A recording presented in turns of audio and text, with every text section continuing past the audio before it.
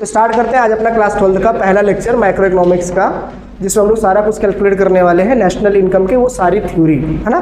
तो पहले देख लेते हैं वो थ्योरी कौन कौन सी है सारी हमारी, जो हमें टॉपिक को कवर करने हैं। एक बार में सारा कवर नहीं कर पाएंगे, पार्ट वाइज करके हम उस चीज़ को कवर करेंगे, ठीक है। चलो, तो पहला हम लोग कवर करने वाले हैं इकोनॉमिक एंड नॉन इकोनॉमिक, या इकोनॉमिक एक्टिविटी क्या होती है और इकोनॉमिक्स क्या होता है, उसके बिहेवियर के बारे में जानेंगे। फिर लिखा है macro economics, circular flow of income, sector 2, sector 3, sector flow and money. ये जो मैं बता रहा हूँ ना, ये केवल थ्योरी है। इसके बाद हम लोग जिस पे स्टडी करने वाले वो हमारा प्रैक्टिकल होगा।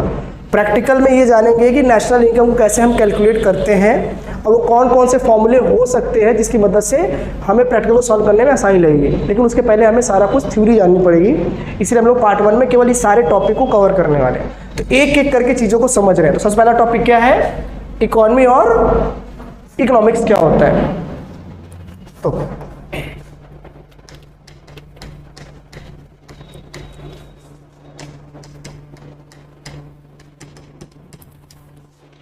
इकोनॉमी क्या होता है, अक्सर हम लोग देखते हैं कि इकोनॉमी को हम लोग हमेशा ना एक प्लेस से इंडिकेट करते हैं। प्लेस का मतलब क्या होता है, जैसे मान लो कि मैं प्रयागराज में रहता हूँ, तो प्रयागराज की भी अपनी एक इकोनॉमी होगी।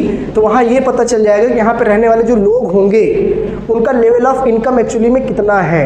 जैसे मैं प्रयागराज से बिलोंग करता हूँ तो मैं चीज़ बता सकता हूँ कि वहाँ की मार्केट बहुत छोटी है कि बहुत बड़ी है। या किसी आप विलेज से बिलोंग कर रहे होगे तो वहाँ भी आप देख के बता सकते हो कि यार मैं जिस विलेज में रहता हूँ वहाँ की मार्केट बहुत छोटी है, मतलब वो इकोनॉमी बहुत छोटी है। तो मेन इकोनॉमी जो होती है वो किस पे डिपेंड करती है, प्लेस पे। इसीलिए इस प्लेस की डेफिनेशन बन जाती है a place where we earn money। Praveen पता है ना, for standard of living। मतलब इकोनॉमी एक ऐसा प्लेस है जहां हम रहते हैं और रहने के बाद वहाँ पे पैसा भी कमाते हैं ताकि अपने जीवन को बहुत अच्छा हम कर सके। तो वो डिपेंड करता है प्लेस, जैसा प्लेस होगा वैसे तुम्हारी अर्निंग कैपेसिटी बनेगी। एक अच्छे मार्केट में रहोगे, एक अच्छे प्लेस में रहोगे तो अच्छी इनकम जनरेट होगी। जैसे आप देखते हो गांव में कोई लेबर वर्क कर रहा है, शहर में कोई लेबर वर्क कर रहा है, दोनों के इनकम में अंतर होता है। कोई गांव में काम कर रहा है, कोई शहर में काम कर रहा है, दोनों के अर्निंग कैपेसिटी में भी डिफरेंस देखने को तुमको मिलेगा। इसका मतलब ये है कि प्लेस पे डिपेंड करता है तुम्हारी अर्निंग, और प्लेस हमारे लिए क्या कहलाती है, इकोनॉमी। इकोनॉमी मतलब क्या हुआ, a place where we earn money. एक ऐसी जगह जहां हम पैसा कमाते हैं, उस जगह को हम लोग क्या बोलते हैं, बोलो बोलो भाई, हाँ बोलो, कोई दिक्कत नहीं है, इकोनॉमी। ठीक है, अगला क्या लिखा है, इकोनॉमिक्स। अगर इंग्रेज नहीं होगे तो पढ़ाने में मजा नहीं आएगा। भूल जाओ कैमरा लगा है क्या लगा है, बस तुम पढ़ाओ, मतलब पढ़ा रहा हूँ तो तुम जवाब दो, समझ में आ रहा है तो, नहीं समझ में आ रहा है तो, खत्म है ना। भूल जाओ कैमरा लगा हुआ है। इकोनॉमिक्स में क्या पढ़ना होता है हमें, अच्छा पूरा का पूरा हमें जो पढ़ना है वो इकोनॉमिक्स ही पढ़ना है। जैसे कि एक चैप्टर देखोगे तुमने ना अभी कि इस बार हमें क्या कवर करना है, माइक्रो इकोनॉमी नहीं, क्या कवर करना है, इकोनॉमिक्स कवर करना है। इकोनॉमी तो केवल एक प्लेस है, हमें इकोनॉमिक्स कवर करना है। तो इकोनॉमिक्स क्या है चीज़ों को, तो आप बोलोगे स्टडी ऑफ ह्यूमन बिहेवियर।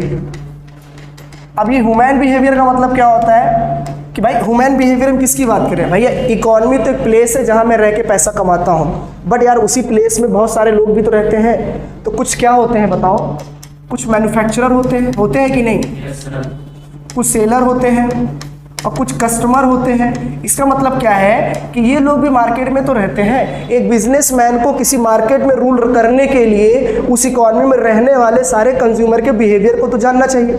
जब तक वहाँ पे कंज्यूमर के बिहेवियर को नहीं जानेगा वो प्रोडक्ट सेल करके प्रॉफिट कैसे जनरेट करेगा। इसका मतलब ये है कि जब तक कोई बिजनेसमैन किसी के बिहेवियर को नहीं जानेगा कंज्यूमर के, उसके हिसाब से प्रोडक्ट नहीं दे पाएगा। लेकिन हाँ, अब इकोनॉमिक्स में भी दो पार्ट है हमारे लिए। एक पढ़ा था हम लोगों ने क्या, माइक्रो, और एक क्या होता है, क्लास 11 जो पढ़ के आया तो उसको हम लोग बोलते हैं माइक्रो, और 12th में जो पढ़े उसे क्या बोलते हैं। अब वहाँ पे जो हम पढ़ रहे थे वहाँ पे इंडिविजुअली फोकस कर रहे थे, मतलब किसी एक व्यक्ति के ही टेस्ट और प्रेफरेंस को देखते थे, उसकी कितनी डिमांड होती थी, कितना बेचने वाले की सप्लाई कितनी होती थी। तो किसी इंडिविजुअल के बारे में पढ़ना कहलाता है माइक्रो इकोनॉमिक्स। जैसे मान लो कि मैं अनिकेत की बात करूं तो अनिकेत के बिहेवियर के बारे में जानना, ताकि मुझे ये पता चले कि इसकी डिमांड एक्चुअली में कितनी है। तो यहाँ मैं किसकी बात कर रहा हूँ, सिर्फ किसी एक व्यक्ति की, किसी एक पर्सन की बात कर रहा हूँ। बट जब माइक्रो की बात करते हैं तो माइक्रो में हम किसकी बात करते हैं, होल। मतलब हम पूरे इकोनॉमी का, लाइक इकोनॉमिक प्लेस है, उस प्लेस में रहने वाले जितने लोग होंगे हम सबके बिहेवियर की एक साथ बात करेंगे, उसको हम लोग बोलते हैं इकोनॉमिक्स। पढ़ना एक्चुअली में बिहेवियर ही है। क्लास 11th में इंडिविजुअली रामश्याम के बारे में पढ़ा और यहाँ हम लोग पढ़ने वाले हैं पूरे इकोनॉमी के बारे में। समझ में आ गया? तो इकोनॉमी क्या होता है? ऐसा प्लेस जहाँ पे हम पैसा कमा सकते हैं अपने अच्छे जीवन के लिए। ठीक। दूसरा क्या लिखा हुआ है? इकोनॉमिक्स। ये क्या होता है? Study of human behaviour. और बिहेवियर जानने के लिए हम लोग क्लास 12th में है, तो इसका मतलब ये है कि हमें प्रॉपर माइक्रो इकोनॉमिक्स यानी कि होल इकोनॉमी के बिहेवियर को जानना होगा। अब देखो एक सेंस निकलता है, समझना। माइक्रो इकोनॉमिक्स जहाँ पे होल इकोनॉमी का मतलब ये होता है, यहाँ पे मुझे किसी एक के इनकम को कैलकुलेट नहीं करना है, मुझे यहाँ पे पूरे होल इकोनॉमी का मतलब से मान लो इंडिया है, तो पूरे इंडिया के कंट्री में रहने वाले जितने भी लोग होंगे सब के इनकम को कैलकुलेट करके बताना पड़ेगा, तो जाके नेशनल इनकम बनता है। इसीलिए यहाँ पे तुमको दो चीज़ें और देखने को मिलती हैं। एक ऐसे लोग जो विदेश से यहाँ रहने आते हैं और यहीं कमाते हैं, फिर कमा के वो चले जाते हैं। तो कुछ हमारे लोग भी हैं जो फॉरेन में जाकर पैसा कमाते हैं, तो उन पैसे को हमारे देश में आके ऐड करना पड़ता है, मतलब वो पैसा हमारा इंडियन इनकम कहलाता है, इसलिए उसको हम नेशनल इनकम में ऐड करते हैं। और बाकी जो बाहरी लोग यहाँ रहते हैं उनके पैसे को हमें वापस करना पड़ता है, इसलिए उस पैसे को हम लोग क्या कर देते हैं? सब्ट्रैक्ट कर देते हैं। याद रहेगा चीज़ों को? तो होल इकोनॉमी में हम लोगों ने पूरा अच्छे से जानना है इस चीज़ को। इस वाले टॉपिक में कोई दिक्कत है? इकोनॉमिक इकोनॉमिक्स क्लियर हो गया? अगला टॉपिक देखो क्या है हमारा, व्हाट इज माइक्रो इकोनॉमिक्स। ये भी बता दिया मैंने। एक माइक्रो इकोनॉमिक्स क्या है? होल इकोनॉमी के बारे में जानना है। पूरा का पूरा क्लास 12 में जो चीज़ें पढ़ने वाले हो माइक्रो इकोनॉमिक्स या पढ़ने वाले हो। अगला क्या लिखा हुआ है?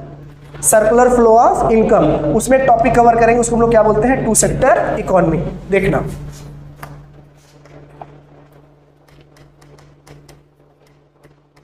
समझ में आ रहा है ना? Circular flow of income. अब सर्कुलर फ्लो ऑफ इनकम का अगर प्रॉपर डेफिनेशन में बताऊँ आपको समझने के लिए कि आपका पैसा घूमकर आपके पास ही आ जाए, उसको बोलते हैं सर्कुलर फ्लो। सर्कुलर फ्लो मतलब क्या होता है समझना इस चीज़ को। देखो यहाँ पे जैसे मान लो कि आपने कोई प्रोडक्शन किया, आप प्रोडक्शन कर सकते हैं ना, प्राइमरी स्टेज पर आप प्रोडक्शन कर सकते हैं। जैसे आप एग्रीकल्चर से अगर बिलोंग करें, खेती वगैरह जानते हैं ना, अगर वो आप कर रहे हो और आप यहाँ पे वीट प्रोड्यूस किया है आपने, तो आपके लिए वो प्रोडक्शन कहलाएगा। क्या कहलाएगा? अब इस प्रोडक्शन जो आपने वीट यहाँ पे निकाला हुआ है, अब इसको आप क्या करोगे? मार्केट में सेल करोगे, और सेल करने के बाद आप यहाँ पे क्या जनरेट करोगे? बताओ क्या जनरेट करेंगे हम? इनकम। उस इनकम को जो जनरेट किया है आपने, उसको आप क्या करोगे? खर्च करोगे। भैया पहले प्रोडक्शन करेंगे, प्रोडक्शन करने के लिए आपने क्या प्रोडक्शन किया? वीट। तो वीट को मार्केट में बेचोगे तो आपको बदले में क्या मिलेगा? पैसा। इसका मतलब प्रोडक्शन के बाद दूसरा जो स्टेज है वो क्या है? इनकम का। जब आपने इनकम जनरेट किया तो क्या वीट से आपका पूरा जीवन निकल जाएगा? कुछ बेसिक नीड भी चीज़ें होंगी जो आपको पूरा करेंगी। आपको चाहिए होगा कि भाई चलो यार वीट तो था, हमने सेल करके पैसा कमा लिया, अब रेगुलर लाइफ के लिए लाइक मुझे कपड़े चाहिए, मुझे घर के कंस्ट्रक्शन में काम करने, बच्चों को पढ़ाई के लिए पैसा देना है। तो जब तक ये वीट आप सेल नहीं करोगे तब तक इनकम आपके पास आएगी नहीं। मतलब प्रोडक्शन की मदद से तुमने क्या जनरेट किया, और इनकम जैसे ही आएगी वैसे तुम खर्चे करने लग जाओगे। तो तीसरा स्टेज तुम्हारा क्या आएगा? एक्सपेंडिचर आएगा। क्या आएगा? तो बताओ, तुमने मेहनत की, पैसा कमाया, वही पैसा क्या हो गया? आपके हाथ से चला गया। अब फिर बताओ फिर क्या करोगे? फिर प्रोडक्शन करोगे, फिर इनकम करोगे, फिर क्या करोगे? जिंदगी भर तुम यही तो करोगे। प्रोडक्शन करेंगे, कमाएंगे, खर्च करेंगे, फिर प्रोडक्शन करेंगे, फिर कमाएंगे, फिर खर्च करेंगे। ये एक सर्कुलर पाथ है, इसी को हम लोग क्या बोलते हैं? Circular flow of income. याद रहेगा? तो इसमें टॉपिक भी आता है 3 phases of circular flow of, क्या लिखा है यहाँ पे? इनकम। तो वो 3 phases circular flow of income actually में यही है, प्रोडक्शन, इनकम और क्या बोलते हैं इसको हम? एक्सपेंडिचर। तो बात समझ में आ गया? प्रोडक्शन क्यों कर रहे हैं पता है? हमारे पास जिस चीज़ की रिक्वायरमेंट होगी, जो फैसिलिटी होगी, हम वो काम करेंगे ताकि हम जनरेट कर सकें। मान लो मुझे पढ़ाना आ रहा है, तो मैं कहीं जाके पढ़ाऊंगा, फिर उससे जनरेट करूंगा इनकम। फिर इनकम जनरेट करने के बाद बेसिक लाइफ में मुझे जो जो चीज़ें चाहिए होगी वो जाके मैं खरीदूंगा, उसको क्या बोलते हैं? पैसे। फिर खर्च हो गए, फिर मैं क्या करूंगा? फिर जाके मैं टीचिंग करूंगा। तो प्रोडक्शन एक तरीके का मेरा टीचिंग हो गया। प्रोडक्शन कैसे? मैं आपको पढ़ा रहा हूँ, तो प्रोडक्शन आउटपुट तो निकाल ही रहा हूँ ना, आपको अच्छा ज्ञान दे रहा हूँ, आपको समझ में आ रहा चीज़ों को। तो इसकी मदद से इनकम, फिर इनकम की मदद से क्या होगा? एक्सपेंस। फिर एक्सपेंस करने के बाद फिर क्या करूँगा मैं? इसी को सर्कुलर फ्लो ऑफ पाथ भी बोलते हैं, इसी को सर्कुलर फ्लो ऑफ इनकम बोलते हैं। ये वही 3 पॉइंट है जिसका दूसरा भी नाम क्या होता है? 3 phases of circular flow of. आपका पैसा घूमकर आपके पास ही आ जाए। बटन दबाए थे ना? पूरी मेहनत तो नहीं बेकार हो रही है? समझ आई बातें? बोलो। सर्कुलर फ्लो ऑफ इनकम समझ में आ गया? अब इसमें एक चीज हमें जानना है, वो देखो क्या है यहाँ पे? 2 सेक्टर इकोनॉमी। क्या है ये? अब टू सेक्टर इकोनॉमी में क्या होता है,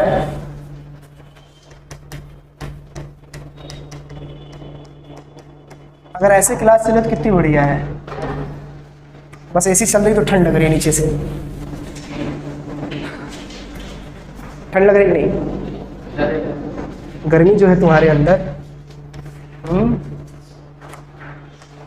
देखो टू सेक्टर इकोनॉमी में हमें यहाँ पे दो चीजें जाननी होंगी, एक हाउस होल्ड से रिलेशन जाननी होगी हमें, और एक इसी में क्या होता है फर्म। मतलब इन दोनों की मदद से मुझे टू सेक्टर इकोनॉमी के बारे में अच्छे से जानना है। देख रहे हो संकल्प, पढ़ा रहा हूं इसका मतलब नहीं मार नहीं सकता, कैमरा वैमरा साइड रख के माइक को निकाल के मार के फिर पढ़ा सकता हूं, तो सुनो बस चुपचाप। देखो टू सेक्टर इकोनॉमी में हाउस होल्ड और फर्म ऐसे ही दो लोग आएंगे। अच्छा फर्म कौन होता है, एक बिजनेसमैन। हाउस होल्ड को हम लोग प्राइवेट भी बोल सकते हैं, लाइक हम, जैसे हम आप सब लोग क्या है हाउस होल्ड है, जो किसी भी गुड्स का यूज करेंगे। एक तरीके का कंज्यूमर मान के चलो कि आप कंज्यूमर हो, कोई बिजनेसमैन अगर कोई भी गुड्स को बनाएगा वो सेल करेगा तो मार्केट में किसको सेल करेगा, आपको ही सेल करेगा, तो हमें ही सेल करेगा, तो हम लोग क्या बन जाएंगे, हाउस होल्ड। तो इन दोनों के बीच का रिलेशन एक्चुअली में कैसा बनता है हमें उसके बारे में जानना है, ठीक है। देखो तो एक होता है हाउस होल्ड और एक होता है तुम्हारे लिए फर्म। तो इस चीज को समझना है यहाँ पे, कोई भी फर्म अगर किसी भी कंट्री में जाके ओपन हो रहा है, रजिस्टर्ड हो रहा है, या किसी भी तरीके से बिजनेस वहां पे अपना ओपन करना चाह रहा है, लाइक एक कंपनी लेते हैं हम लोग, कहाँ के ले लेते हैं, और हाउस होल्ड हम कहाँ के लेते हैं, इंडिया के हैं तो हम इंडिया के मान लेते हैं कि भाई कोई भी एक यूएसए कंपनी है जो इंडिया में ओपन होना चाह रही है, तो जैसे ही वो इंडिया में आएगी ना, तो जाहिर सी बात है उसको ओपन करने के लिए कुछ ना कुछ बेसिक चीजें चाहिए बिजनेस ओपन करने के लिए। अगर वो चीजें नहीं मिलेंगी तो वो कभी उस चीज को ओपन नहीं कर पाएगा, गवर्नमेंट का सपोर्ट होना बहुत जरूरी है। तो अगर कोई भी फर्म हाउस होल्ड में आकर मान लो इंडिया में आके ओपन हो रही है, तो फर्म को क्या क्या चीजें रिक्वायरमेंट होती है। जैसे यूएसए से कोई बंदा आएगा बिजनेस ओपन करने के लिए, तो सबसे पहले उसे क्या चाहिए, वो अपने साथ लैंड तो नहीं ला सकता। दूसरी चीज, अब एक दो वर्कर की बात है तो अलग है, अब मुझे ढेर सारे वर्कर चाहिए, तो सारे वर्करों को वीजा लग जाए ऐसा जरूरी तो नहीं है, तो हमें वहां पर रहने वाले लोगों की मदद से ही काम कराना पड़ेगा, उसको हम लोग क्या बोलते हैं, लेबर। और तीसरी बात क्या होती है कि मान लो उसे किसी भी तरीके से पैसे की कमी हो जाए, तो उसे फाइनेंशियल सपोर्ट चाहिए, तो उसको कैपिटल भी जनरेट हो जाएगा, हाँ या ना। लास्ट पॉइंट क्या होता है, एंटरप्रेन्योर, क्या बोलते हैं उसे हम। अब एंटरप्रेन्योर क्या होता है कि मान लो बिजनेस ओपन कर रहे हो, वहाँ पे उसी कंट्री में ओपन कर रहे हो, तो वहाँ के लोगों का सपोर्ट भी अगर आपको चाहिए तो उनके लिए वो चीज़ें एंटरप्रेन्योर कहलाएंगी, और इन सब के बदले आपको कुछ ना कुछ देना पड़ेगा, हाँ या ना बोलो। तो आप बताओ ये बात, ये सब चीज़ें किसने दी है, हाउस होल्ड ने किसको दिया है, फर्म को। अब फर्म इनको क्या देगा, इसके बदले कुछ तो देना पड़ेगा ना। तो बताओ लैंड के बदले उनको क्या देना पड़ेगा, और लेबर के बदले क्या देना पड़ेगा, और कैपिटल के बदले क्या देना पड़ेगा, इंटरेस्ट, और एंटरप्रेन्योर के बदले क्या देना पड़ेगा, प्रॉफिट। ये सब चीजें एक्सचेंज हो रही है भाई, कोई भी चीज आपके लिए फ्री तो नहीं मिलेगी, आप कुछ दोगे तो बदले में कुछ ना कुछ आपको मिलेगा। आप कहीं जाके रहोगे तो उस लैंड पे आपको क्या देना पड़ेगा, रेंट। किसी के लिए काम करोगे तो क्या मिलेगा, किसी से पैसा आप उधार लोगे तो बदले में आपको क्या देना पड़ेगा, और किसी के साथ पार्टनरशिप करोगे या एंटरप्रेन्योरशिप करोगे तो बदले में आपको क्या देगा, कंपनी का जो भी प्रॉफिट होगा हिस्सा वो आपको भी उसी में से देगा। अच्छा चीज बताओ, फर्म ने ये सारी चीजें ली, तो ये सारी चीजों को लेने के बाद बदले में उन्हें पैसा भी दे रहा है, तो क्या उनको कंपनी में सिर्फ बैठाएगा, तो इनके मदद से कुछ ना कुछ तो करेगा, बोलो। तो वो क्या करेगा, तो भाई ये लैंड, लेबर, कैपिटल और एंटरप्रेन्योर की मदद से ये भाई साहब क्या करेंगे, गुड्स एंड सर्विसेज जनरेट करेंगे, गुड्स और सर्विसेज। अब आप बताओ यूएसए वाला बंदा इंडिया में कंपनी खोल रहा है और वो गुड्स मैन्युफैक्चर भी करेगा, तो कहाँ के लिए करेगा, इंडिया में रहने वाले लोगों के लिए ही तो करेगा। इंपोर्ट एक्सपोर्ट करता डजंट मैटर, लेकिन इंडिया में रहने वाले लोगों के लिए भी तो करेगा। तो ये गुड्स एंड सर्विसेज कौन यूज करेंगे, तो उनको उसके बदले क्या देना पड़ेगा, बोलो, payment on goods and services. अब इनकी मदद से उन्होंने प्रोडक्शन किया, प्रोडक्शन करने के बाद गुड्स एंड सर्विसेज बनाया, गुड्स एंड सर्विसेज किसको बेच दिया, हाउस होल्ड को, फिर उसको पैसा वापस मिल गया। देखो कितना बढ़िया है सर्कल ऑफ इनकम का टू सेक्टर, कि पहले उन्होंने कोई भी चीज का इस्तेमाल किया, बदले में पैसा दिया, उनकी मदद से प्रोडक्शन जनरेट किया, फिर उस गुड्स एंड सर्विसेज को हाउस होल्ड को दे दिया, हाउस होल्ड ने बदले में उसके पैसा दे दिया, तो आपका पैसा घूमकर आपके पास ही आ गया। ठीक है, कोई दिक्कत है यहाँ तक? इसको क्या बोलते हैं हम लोग? Two sector economy. मुझे लग रहा है यहाँ तक समझ में आ गई होगी बातें आपको। अब इसी में कुछ बातें निकल जाती हैं आपके लिए, रियल फ्लो और क्या होते हैं, मनी फ्लो। ये चीज समझ में आ गई आपको? अब इसको थोड़ा छोटा करता हूँ, देखो समझने के लिए।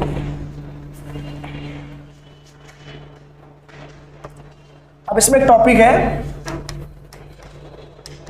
रियल फ्लो, जिसका दूसरा नाम हम लोग क्या बोलते हैं, फिजिकल, और एक होता है मनी फ्लो, जिसको लोग दूसरा क्या बोलते हैं, नॉमिनल। ठीक है, मनी का दूसरा नाम होता है नॉमिनल और रियल का क्या नाम होता है दूसरा, फिजिकल। अच्छा, अब इसमें रियल फ्लो मनी फ्लो का मतलब क्या होता है? लाइक मेरे पास मान लो ये पेन है, इस पेन को मैं आपको दे रहा हूं, तो मेरे लिए ये क्या है, फिजिकल गुड्स है। क्या है ये? इसको मैं दूंगा तो इसके बदले में मैं आपसे पैसा लूंगा। मतलब एक ही टाइम पे दो काम हो रहा है, एक हो रहा है फिजिकल और एक हो रहा है नॉमिनल। मतलब कोई चीज दे रहे हो तो बदले में क्या मिल रहा है।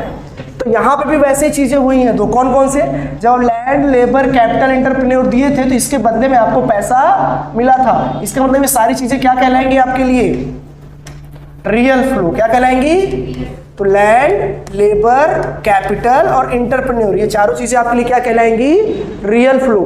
इनके बदले में तुम्हें कुछ चीजें मिल रही होंगी, उसे क्या बोलते हैं, मनी फ्लो। तो क्या क्या मिल रहा है, रेंट, वेजेस, इंटरेस्ट और लास्ट में क्या लिखा है, प्रॉफिट। अब जब इन चारों की मदद से आपने कोई प्रोडक्शन किया तो आपने गुड्स बनाया। क्या बनाया? अब गुड्स एंड सर्विसेज मार्केट में दोगे तो बदले में तुम्हें क्या मिलेगा, पैसा मिलेगा। तो गुड्स एंड सर्विसेज तुम्हारे लिए बनाएगा रियल फ्लो, बदले में जो मिलेगा उसको क्या बोलेंगे, मनी फ्लो। तो मतलब जो दूसरी बात आई यहाँ पे, गुड्स एंड सर्विसेज तुम्हारे लिए ये वाला पॉइंट कहलाएगा रियल फ्लो, और उसके बदले में जो तुम पेमेंट दे रहे हो, payment on goods and services, ये कहलाएगा आपके लिए मनी फ्लो। इसी का दूसरा नाम क्या होता है, नॉमिनल फ्लो। तो अभी तक हम लोगों ने दो टॉपिक कवर किए, बताओ क्या क्या।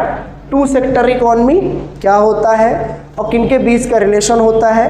टू सेक्टर इकोनॉमी में ही हमने दो टॉपिक पढ़ लिए, एक तो हमारे लिए रियल फ्लो और एक तो हमारे लिए क्या, मनी फ्लो। कोई दिक्कत यहाँ तक इजीली समझ में आ गया? तो क्या क्या टॉपिक कवर हो गया, देखो ये कवर हो गया हमारा, ये हो गया circular flow, two sector, real flow, और क्या कवर हो गया, बोलो, रियल फ्लो, मनी फ्लो। अभी क्या कवर करने वाले हैं हम लोग, फैक्टर इनकम और ट्रांसफर इनकम। थ्री सेक्टर और फोर सेक्टर अभी हम कंटिन्यू करेंगे, थोड़ा समझ लेते हैं पहले चीजों को। तो देखो, एक आता है फैक्टर इनकम, और दूसरा क्या होता है हमारा, ट्रांसफर इनकम। समझ में आ रहा है ना? अगर सीरियस होकर देखोगे ना, चीजें समझ में आएंगी। भूल जाओ कि रिकॉर्डिंग है, बस तुम समझो। तुम्हें जानी समझ में आ रहा है, तुम आराम से पूछो, सारी चीजें समझ में नहीं आ रही हैं, तुम्हें प्रॉपर नोट्स बन जाएंगे तुम्हारे। देखो, तो फैक्टर इनकम क्या होता है, देखो फैक्टर और ट्रांसफर में बहुत माइन्यूट अंतर है। फैक्टर इनकम हम ऐसे इनकम को कहते हैं जिससे कोई प्रोडक्शन जनरेट हो रहा हो, मतलब तुम कोई काम करो और उस काम से किसी को फायदा हो रहा हो, उसके बदले तुम्हें कोई पैसा मिले, तो ऐसे पैसे को हम लोग क्या बोलते हैं, फैक्टर इनकम। और ट्रांसफर इनकम ऐसा इनकम होता है जहाँ पे तुम कोई प्रोडक्शन या कोई आउटपुट नहीं निकाल रहे हो, बट तुम्हें बस फ्री में ही ऐसे ही पैसा मिल जा रहा है, उसको हम लोग बोलते हैं ट्रांसफर इनकम। तो यहाँ पे डेफिनेशन क्या बन जाएगी फैक्टर इनकम की, बताओ।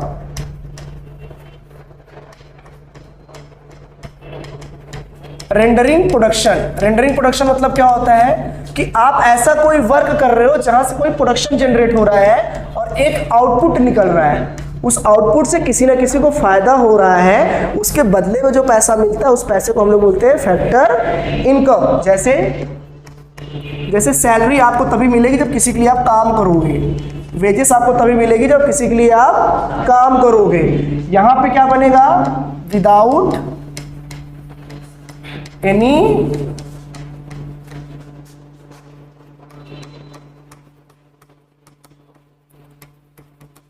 मतलब बिना किसी प्रोडक्शन के, बिना किसी आउटपुट जनरेट किए आप पैसा कमा रहे हो। मतलब आपका कोई आउटपुट जनरेट नहीं हो रहा है, बस आपको बस ऐसे ही पैसा मिल जा रहा है विदाउट जनरेटिंग एनी आउटपुट। अगर आप पैसा जनरेट कर रहे हो उसको हम लोग क्या बोलते हैं, ट्रांसफर। और आपके कोई काम भी नहीं कर रहे हो, फ्री में पैसा आपको मिल रहा है, किसी का भला भी नहीं हो रहा है, इसका मतलब ऐसे पैसे क्या कहलाते हैं आपके लिए, transfer income. Like charity, donation, है ना, बच्चों को स्कॉलरशिप मिल जाती है ना, बूढ़ों को पेंशन मिल जाती है। ऐसे करके पैसे जो होते हैं जो आपको ऐसे ही मिलते हैं बिना किसी वर्क के, तो ऐसे पैसे को हम लोग क्या बोलते हैं, ट्रांसफर इनकम, है ना। आपके माँ बाप आपको पैसा देते हैं तो आपके लिए ट्रांसफर इनकम है, कोई आप मेहनत नहीं करते हैं, करते हैं क्या? तो आपके लिए, आपको अगर कोई इनकम दे रहा है या पैसे आपको दे रहा है तो पॉकेट मनी आपके लिए क्या कहलाएगी? हाँ तो लिख लो इसको, भी बहुत इंपॉर्टेंट है तो, है ना। पॉकेट मनी आपके लिए क्या कहलाएगी? बदले में आप कोई काम कर रहे हो उनके लिए तो फिर वो कहलाएगी आपके लिए क्या, फैक्टर इनकम। कोई दिक्कत यहाँ तक? तो क्या कवर किया हम लोगों ने अभी, फैक्टर इनकम और क्या किया। अगला topic 3 phases of circular flow of income हम लोगों ने शुरू में पढ़ लिया था। क्या था बता सकते हो? प्रोडक्शन करेंगे, फिर इनकम जनरेट करेंगे, फिर क्या करेंगे, एक्सपेंस करेंगे, फिर क्या करेंगे, फिर इसी को तो बोलते हैं circular flow of income. 3 sector या 3 phases of circular flow of income, ऐसे बोलते हैं लोग। अगला क्या लिखा है हमारे लिए बताओ? ये 3 सेक्टर ऑफ इकोनॉमी जो आपने पढ़ा, sorry 3 phases of circular flow of income जो पढ़ा था आप लोगों ने, ये उसी के पार्ट है। इसको डिटेल में आएंगे। अभी हम लोग पढ़ने जा रहे हैं क्या, 3 सेक्टर इकोनॉमी। ये सारे टॉपिक कवर हो गए ना हमारे, ये भी हो गए, ये भी हो गए, ये भी हो गए। अभी चलते हैं 3 सेक्टर इकोनॉमी पे। देखो 3 सेक्टर इकोनॉमी में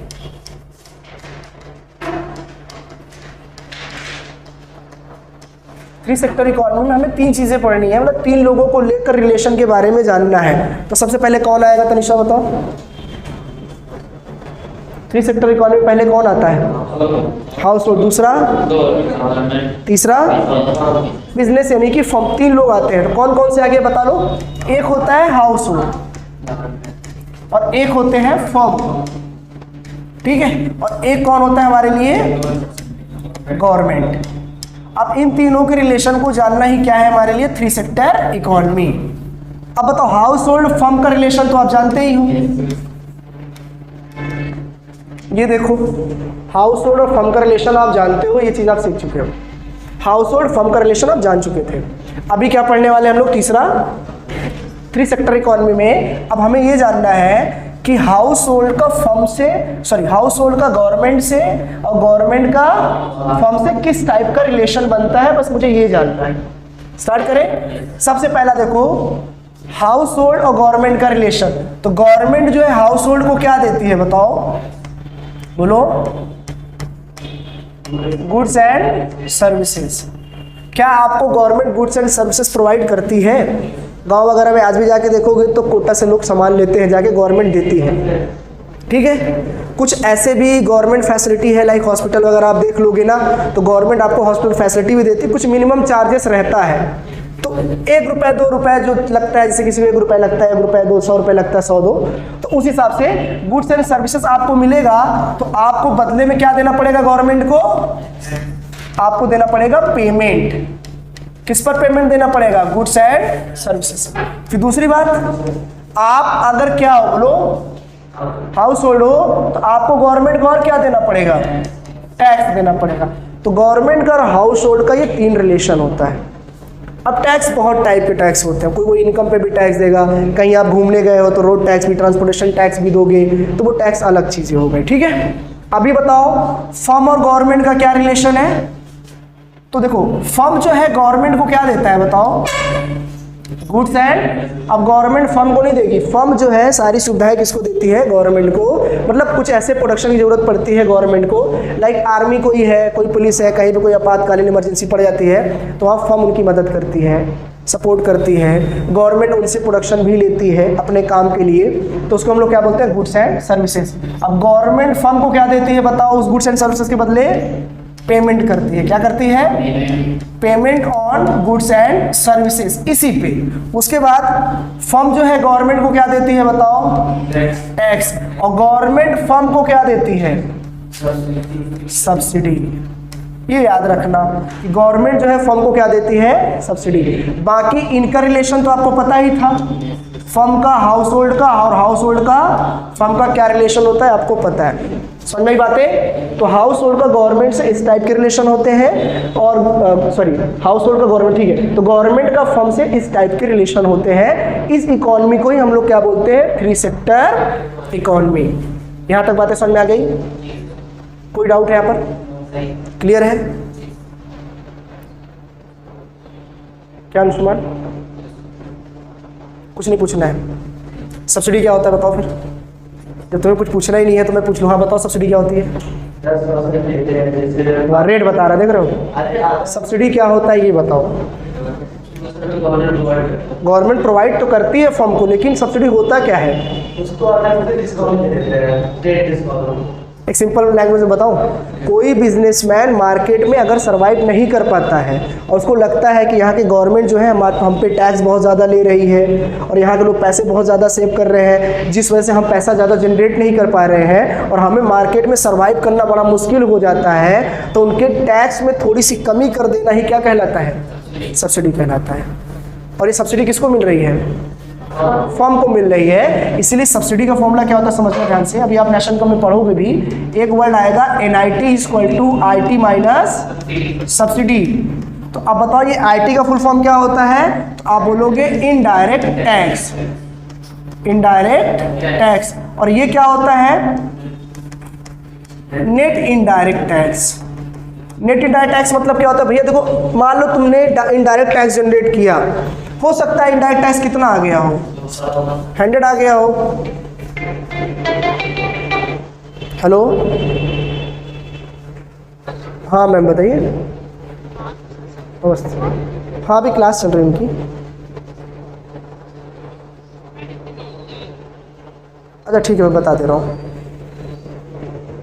ठीक है, रुकावटें जीवन में इसी को तो कहते हैं। सब चीज़ें आसान से नहीं हो पाएगी ना।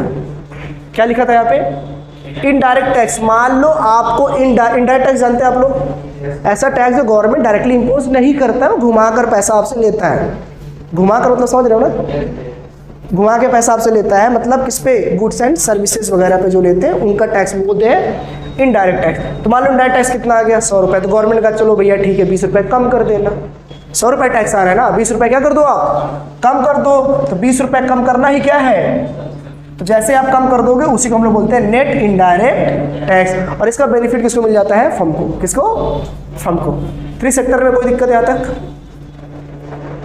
तो क्या क्या टॉपिक और हो गए अभी हमारे? 3 सेक्टर में कंप्लीट हो गए हैं। अभी अगला टॉपिक क्या पढ़ने वाले हैं? Leakage and injection.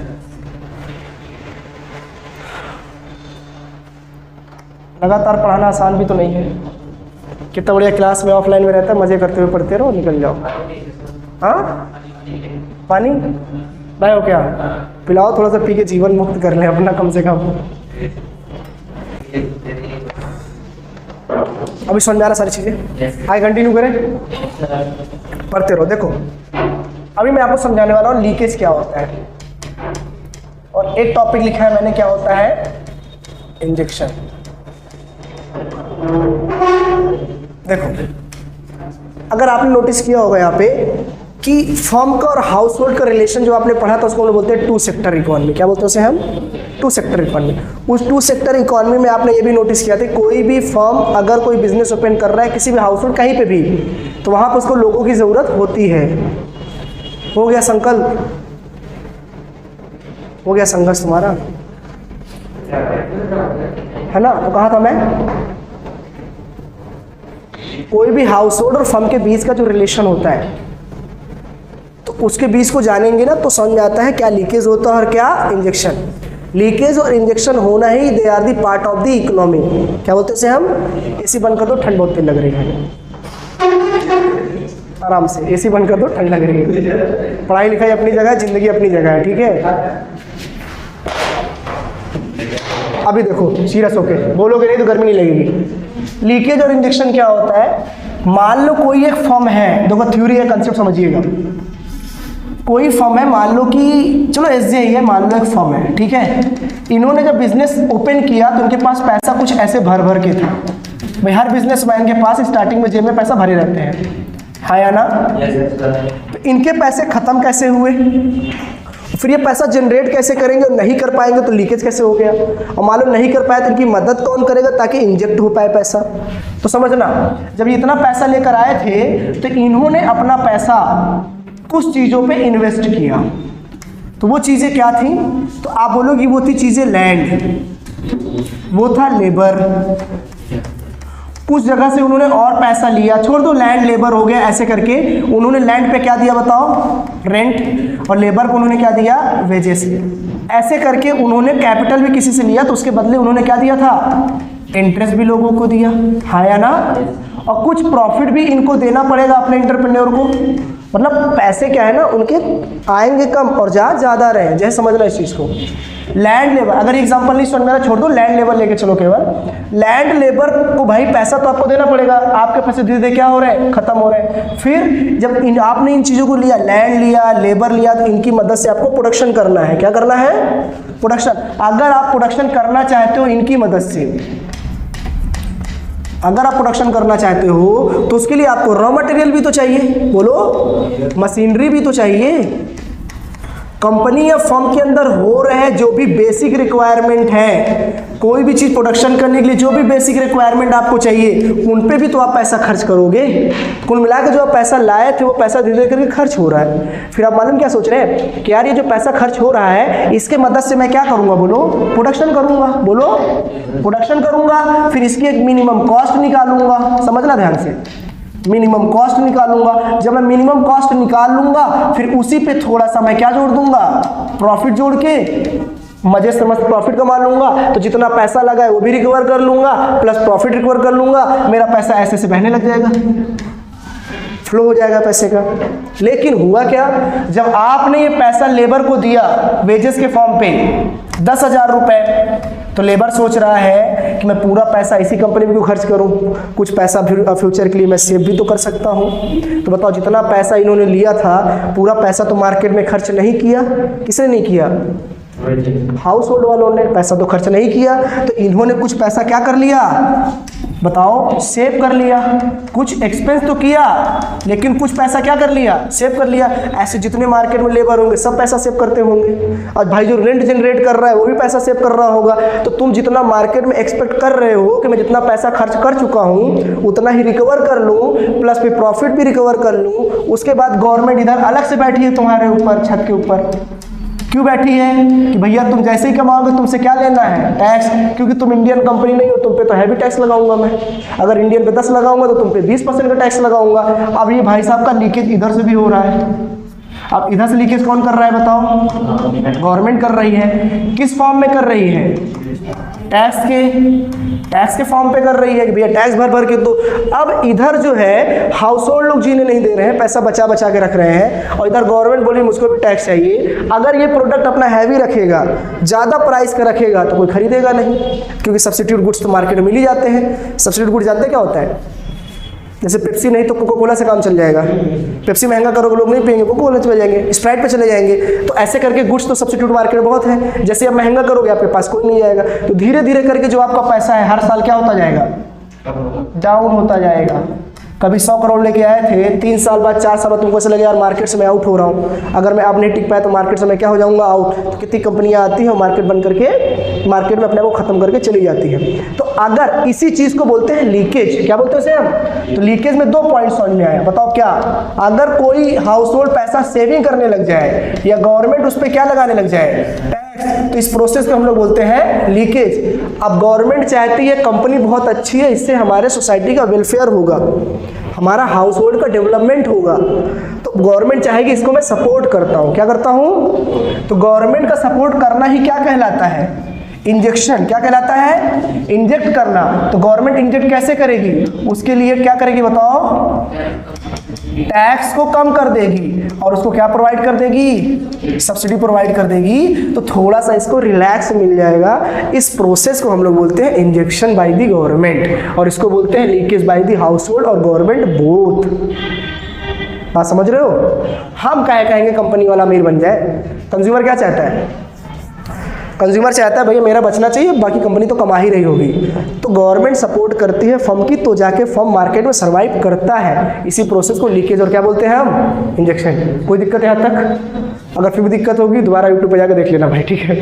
पूरी जान लगा के बता देंगे। कोई दिक्कत यहाँ पे? क्लियर? तो क्या टॉपिक कवर किए अभी हम लोग? इतनी सारी चीज़ें कवर हो गई हैं। मुझे लगता है आज के लिए इतना काफ़ी है। मिलते हैं पार्ट 2 पे। आप भी भाई पढ़ते रहो। चलो।